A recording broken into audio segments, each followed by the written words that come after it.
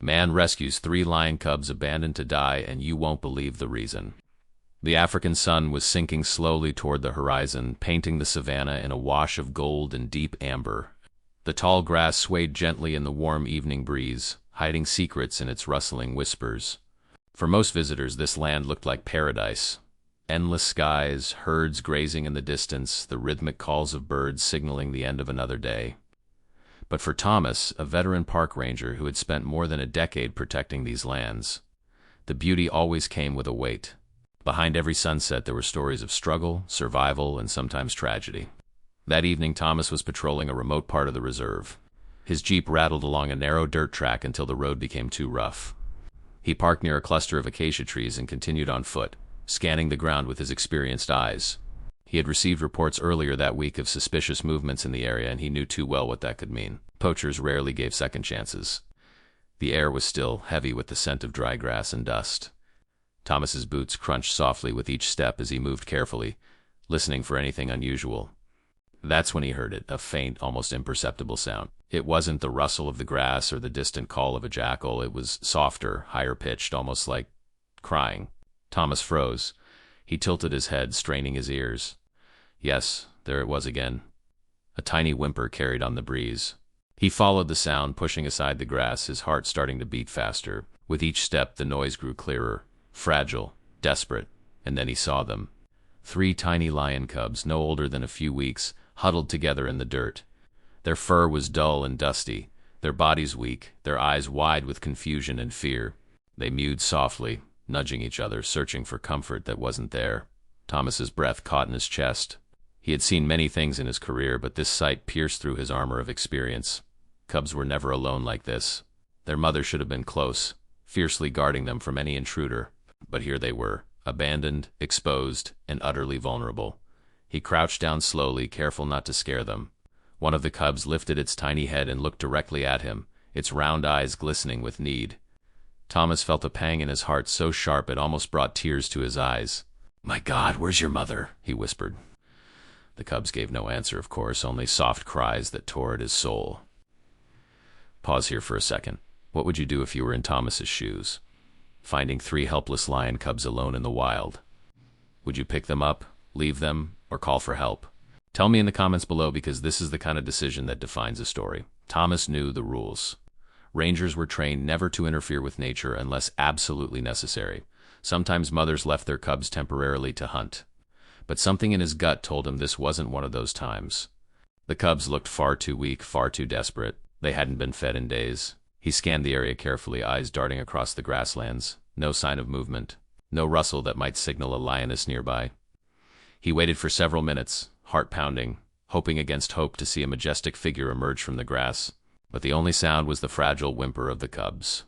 Finally, Thomas made a choice. He pulled the radio from his belt and spoke into it. "This is Ranger Thomas, Northwest Sector.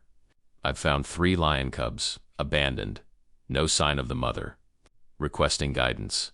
Static crackled, then a voice answered. "Copy that, Thomas. Secure the location, but don't move the cubs yet. We'll send backup." Thomas clenched his jaw. Backup meant time, and time was something these cubs didn't have. Their bellies were sunken, their movements sluggish. Every instinct screamed at him, "Do something." He set the radio down and reached into his backpack, pulling out his canteen. Unscrewing the cap, he poured a small trickle of water into his palm and extended it carefully.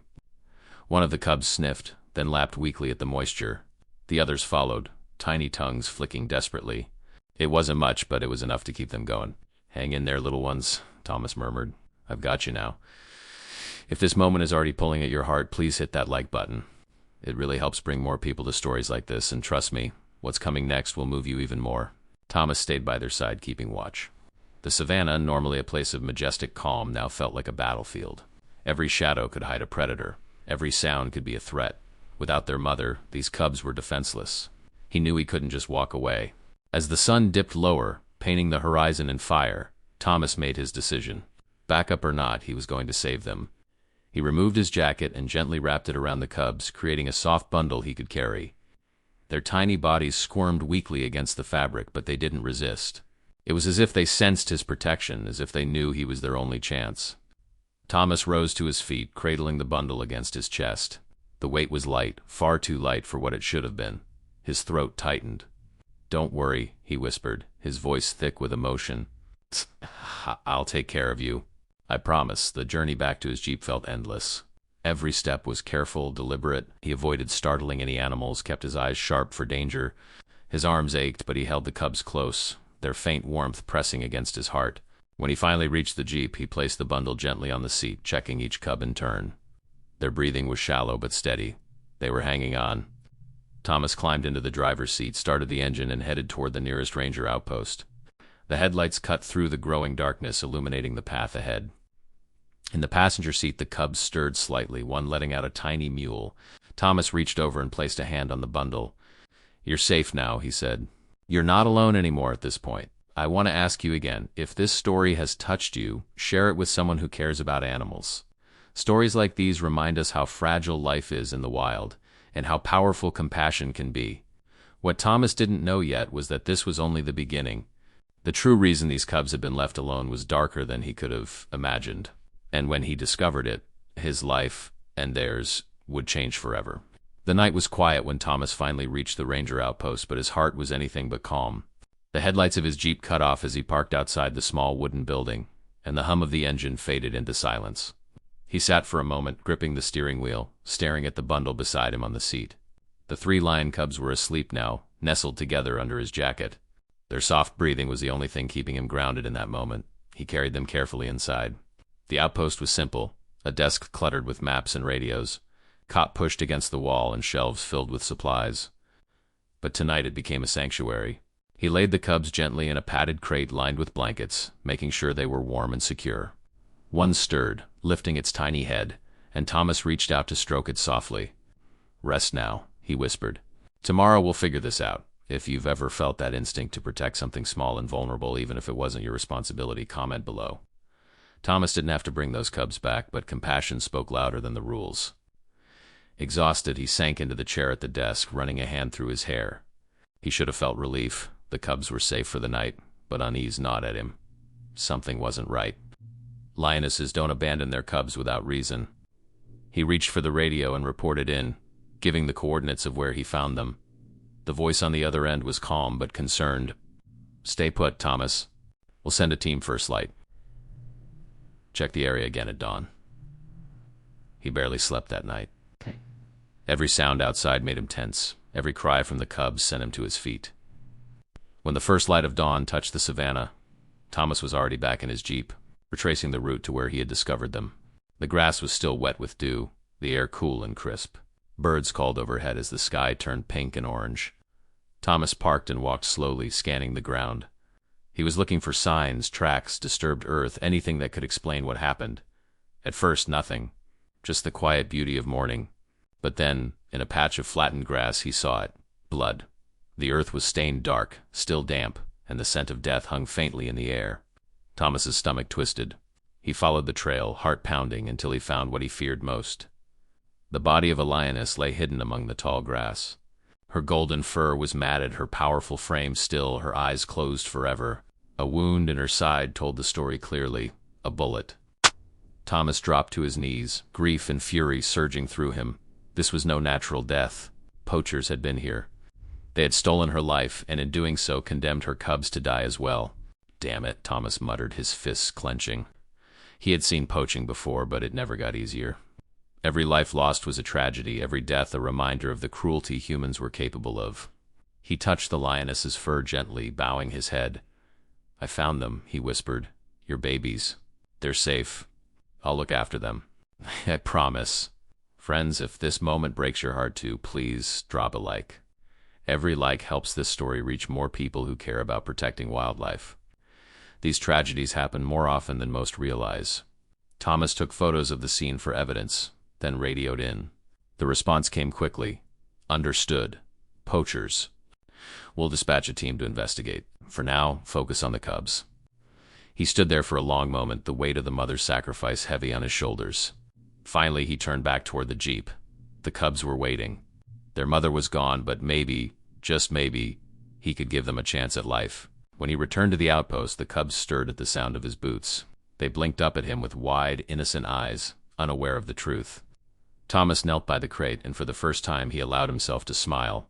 "It's just us now," he said softly. "But you're not alone anymore." The following days blurred into a rhythm of care and duty. Thomas fed the cubs carefully with bottles of formula meant for orphaned animals. At first they resisted, their tiny bodies trembling, but hunger soon overcame fear. Each drop of milk felt like a victory. Each purr that rumbled in their throats filled Thomas's chest with warmth. He named them, not officially, not in any record, but in his heart. The smallest, the one who had first lapped water from his hand, he called Hope. The boldest, who always tried to climb from the crate, he named Spirit. And the quiet one, who clung closest to its siblings, he named Grace. Hope, Spirit, and Grace. With every passing day, they grew stronger. Their eyes brightened, their steps grew steadier, their cries turned to playful growls. Thomas found himself laughing again, a sound he hadn't heard from his own lips in too long. But the shadow of the lioness's death never left him. Each time he looked at the cubs, he remembered the bullet wound, the still body in the grass. He knew the poachers were still out there somewhere, hunting for profit, destroying families for greed. What do you think Thomas should do next? Should he focus only on raising the cubs, or should he dedicate himself to finding the poachers responsible? Share your thoughts in the comments. Your perspective matters. One evening, as the sun set in another blaze of orange, Thomas sat outside the outpost with the cubs tumbling around his feet. Spirit pounced clumsily on Hope, and Grace mewed softly, pressing against his boot. He watched them with a mixture of joy and sadness. He thought about how close they had come to dying alone in the grass. He thought about how easily he might have missed their cries that night. And he thought about how many more cubs, unseen and unheard, never got that chance. "Maybe I was meant to find you," he murmured. "Maybe this is why I'm here." For Thomas, this wasn't just about survival anymore, it was about purpose. Protecting these cubs wasn't a job. It was a promise to them, to their mother, to the savanna itself. But danger still lingered. The reserve was vast, and poachers were ruthless. Thomas knew he couldn't protect the cubs alone forever. Soon he would have to make a choice that would test everything he believed in. And that choice would come sooner than he imagined.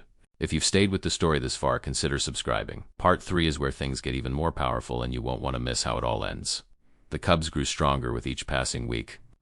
What once were fragile cries turned into playful growls and clumsy pounces. Their paws were still small, but their spirit was growing, and with it Thomas's bond with them.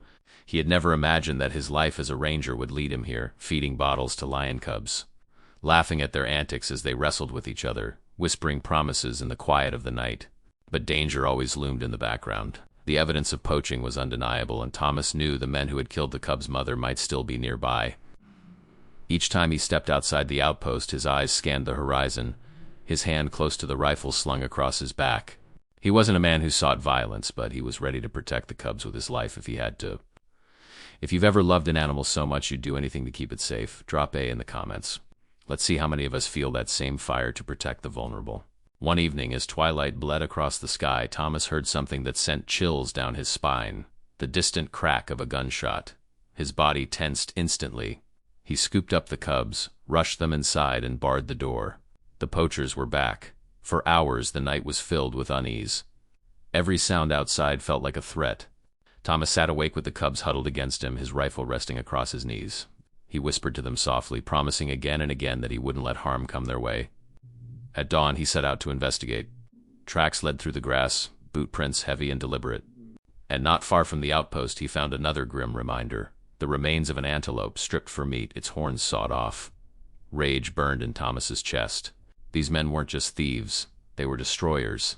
He radioed the main station, and soon a team of rangers arrived. Together they tracked the poachers through the reserve. Days of tension followed, long patrols, sleepless nights, the cubs waiting anxiously at the outpost. Finally, near the edge of the park, they cornered them. Armed, ruthless, but outnumbered, the poachers were arrested. When it was over, Thomas returned to the outpost. The cubs ran, or rather stumbled toward him, their tiny tails flicking with joy. He knelt, scooping them up, holding them close. "It's done," he whispered, tears stinging his eyes. "You're safe now. She didn't die for nothing." Friends, if you think Thomas did the right thing standing up to the poachers, smash that like button. It's the best way to show support for real heroes protecting wildlife. Months passed, and the cubs grew quickly. Hope, Spirit, and Grace were no longer fragile bundles of fur, but lively young lions, strong and curious. They chased each other across the clearing, climbed clumsily on fallen logs, and sometimes curled up beside Thomas as if he were one of their own. He knew they couldn't stay with him forever.